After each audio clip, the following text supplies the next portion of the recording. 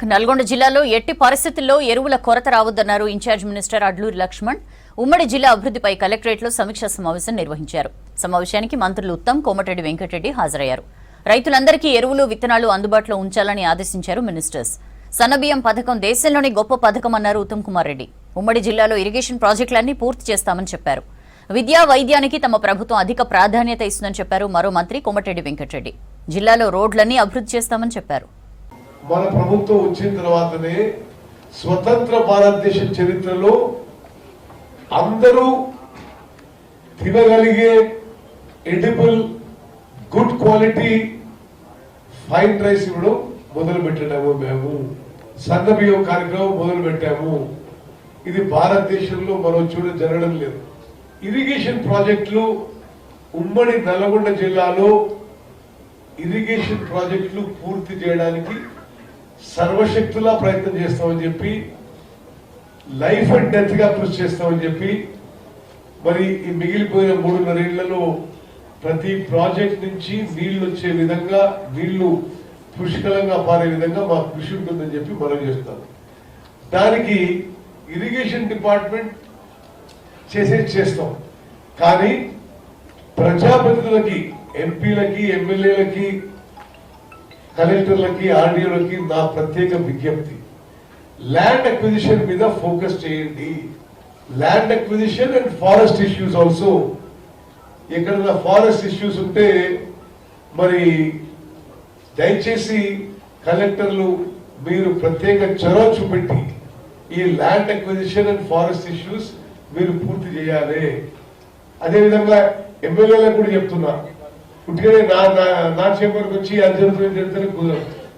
మీ కాన్స్టిట్యున్సీలో land acquisition మీది direct responsibility. అదేవిధంగా ఏదైనా ఫారెస్ట్ ఇష్యూస్ ఉంటే కూడా మీ ఏరియాస్ లో మీదే రెస్పాన్సిబిలిటీ. అది పూర్తి చేయండి. ఆ ఇరిగేషన్ ప్రాజెక్టు ఎట్ల కదలదో మనం అందరం కలిసి చూద్దామని. ఎస్ఎల్బిసి టనల్ నుంచి నీళ్లు రావడం మొదలు పెడితే 30 టీఎంసీలు నీళ్లు వస్తాయి. కెనాల్ ఏదంటే ఎస్ఎల్బిసి టనల్, అంత లాంగేజ్ టనల్ వరల్డ్ లో ఎక్కడ లేదు. అప్పుడు నేను శాంక్షన్ చేయించిన వారు ఇరిగేషన్ నుంచి కాగానే నేను పోయి రిక్వెస్ట్ చేస్తే 2 months లోనే నువ్వే అమెరికా పోయి రాబిన్స్ కంపెనీతో మాట్లాడి, అప్పుడు సి అజయ్ కూడా అమెరికాలోనే ఉండే, పోయి మాట్లాడరా మా ఇరిగేషన్ డిపార్ట్మెంట్కి పంపిస్తానని చెప్పి వారు పంపించి అక్కడ నుంచి బేరింగ్ కూడా తీసుకొచ్చినాం.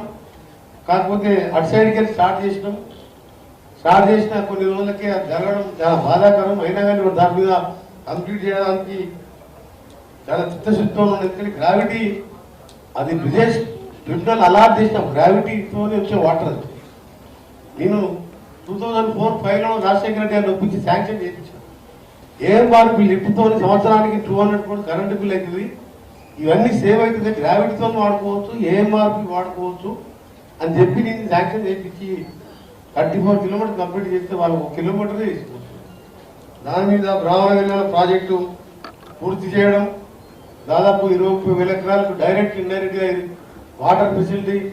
మా కలెక్టర్ గారు సపరేట్ బాగా ఇంట్రెస్ట్ తీసుకుని ల్యాండ్ ఎక్విజిషన్ కూడా ఉత్తమ్ కుమార్ రెడ్డి గారు 65 కోట్లు రిలీజ్ చేయడం, ఇంకా 20 కోట్లు బ్యాలెన్స్ కూడా మరి.